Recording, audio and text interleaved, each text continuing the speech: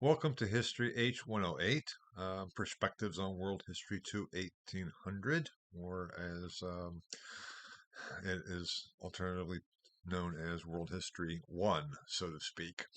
I am Professor Eric Sock. I'm your instructor for this course, and I'm very happy to be here. And I wanted to kind of meet you, so to speak, face to face. That's why I'm posting this welcome talk. This is not really a lecture as such, but simply a talk to welcome you to the course. For whatever reasons you're here, I'm glad you're here. And to help you get started on the course, because this is a 100% asynchronous online course. Um, and that means that the onus for doing the course is on you. And I addressed that actually in the first lecture, which is an introduction to the course. Um, but here I want you to realize that I'm here to help, and I want to help in any way that I possibly can. So please always feel free to reach out to me by email. We can set up Zoom sessions, which is, I think, a very effective way to communicate. Much better than email in many ways, but send me an email and we can go from there. Um, and I hope you will enjoy this course and hope you'll get a lot out of it. I mean, I enjoy this course. I think it's a challenge. And the challenge of world history is one of the things I address in the first lecture and the introduction to the course. Um, and I hope that when you leave this course, you will look back on it and think, wow, my view of things have changed.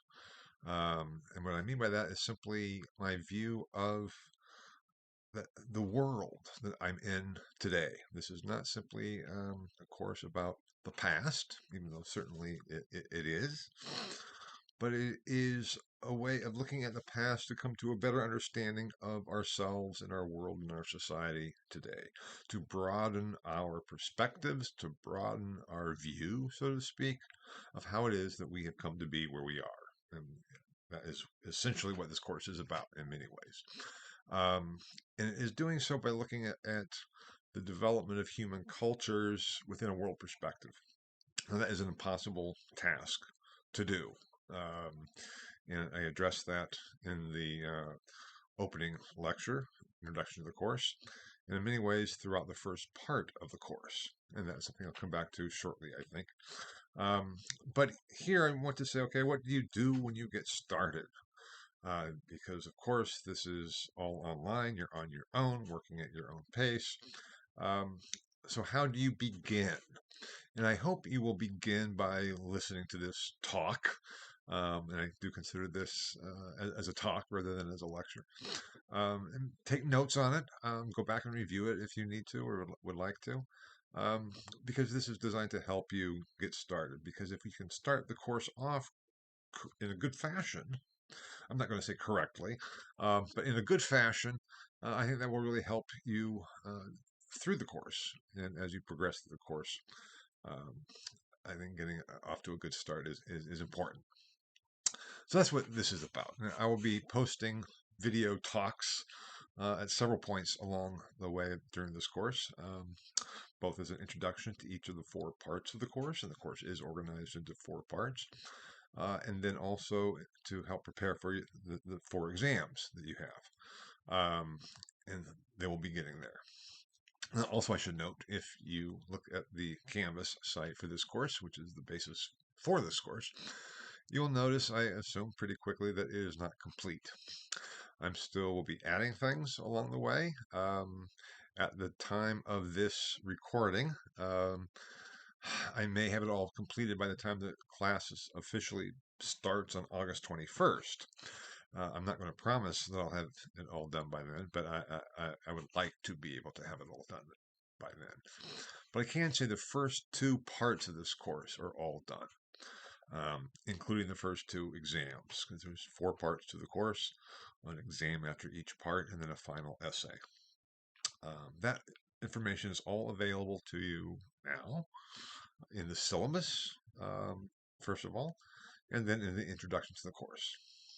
So, in terms of what you should do after listening to this talk, is read through the syllabus, and that is listed in the on Canvas in the module course documents. read the syllabus. Now, please note too that that is a Word file. Canvas on the site has a link on the sidebar. Syllabus, that is simply where you will find the so-called due dates for the assignments. The real syllabus is a file, a Word file that is posted in the module course documents, and that gives the real overview of the course. This also gives you what the assignments of the course are. So what should you be reading? What are things, quote unquote, due, which I'll address in a moment too. Um, and that is really what you need to be aware of, knowing what you need to know. The syllabus is the foundation of that. So I would say after listening to this talk, begin with the syllabus, read through it, see what the course consists of, what is required, what textbook is required, and things like that. And then start with week 1, lecture 1, introduction to the course. And if you look there, you'll see there is first in week 1 a PowerPoint presentation giving an outline of the lecture. And the lecture is a written lecture. All of the lectures are written lectures. I could say a lot about that and how I've gone back and forth thinking about, do I just write up my lectures and post them, or do I give them orally? And I won't tax your time to go into all my deliberations and debates with myself over which is the best way to go about it. But for better or for worse, I've decided to write up my lectures. So they're posted as written lectures for you to read, and the PowerPoint presentations are there as outlines to the written lecture, which also will help in terms of reviewing. Go back and see and look at it as you would like. So that is the first step I would take. But there are other first steps too. Also in course documents, you will find a document posted, historical argument. That I think is a very important document. It will help you for your exams, and more for your exams than your final essay, because your final essay is of a different nature, which I will address when you get to that point. But the exams are to be arguments, presentation of your arguments based on the course material. And the course material consists of the textbook and my lectures.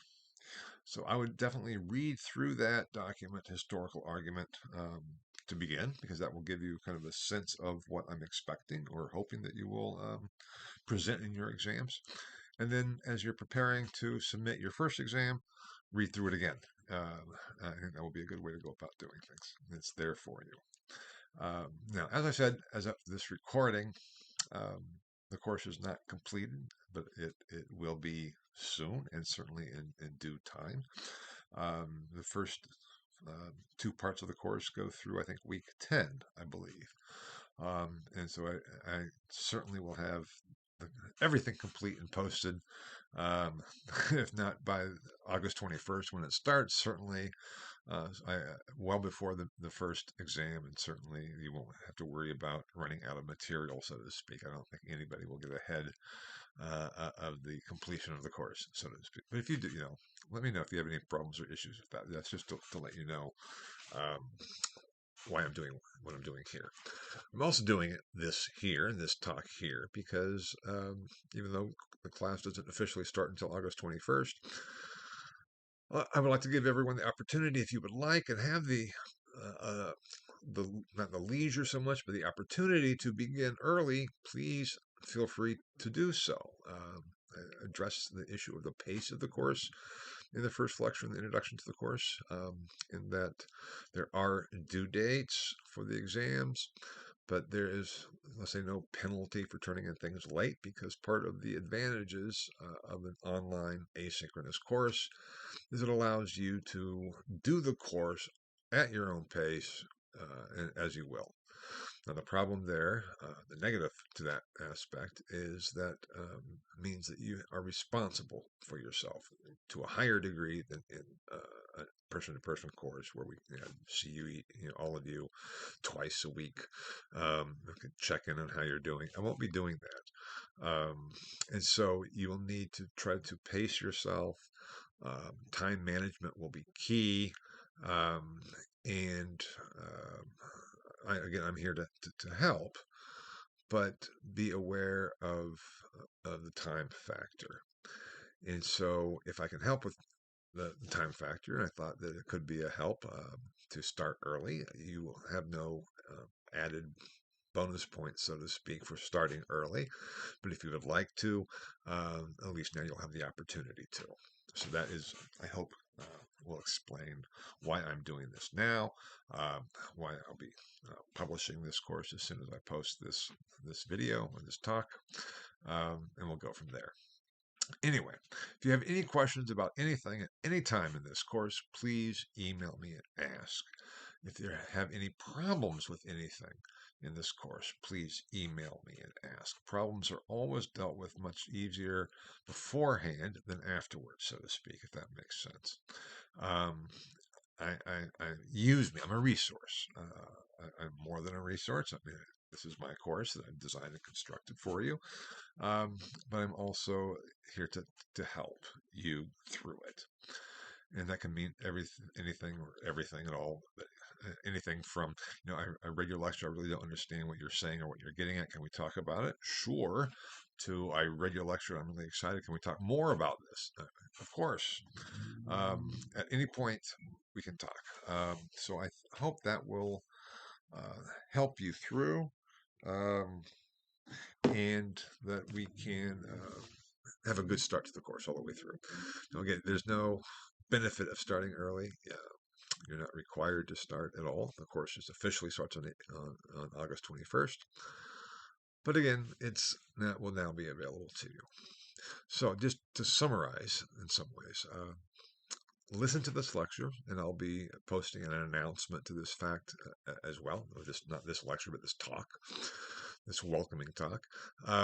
Read through the syllabus, and then start with introduction to the course. And sort of at the same time, you should be reading, or at least reading through the historical argument. And then there's another task for you, assignment given in the first week, the module for week 1, and that is self-introduction.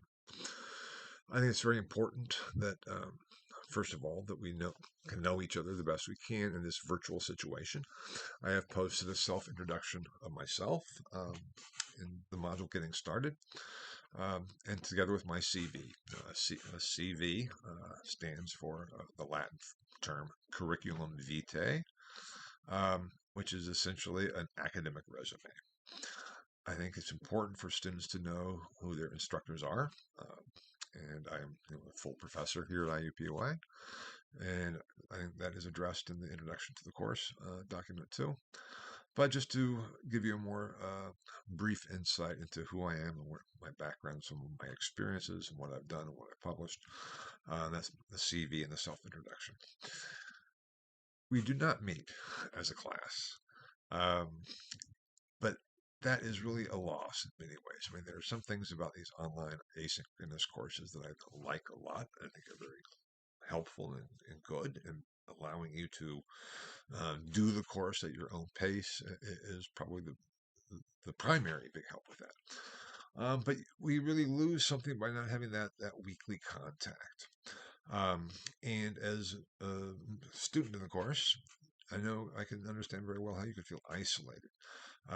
We are a community, nevertheless, even if we're a virtual community, even if we do not meet as a community or as a group.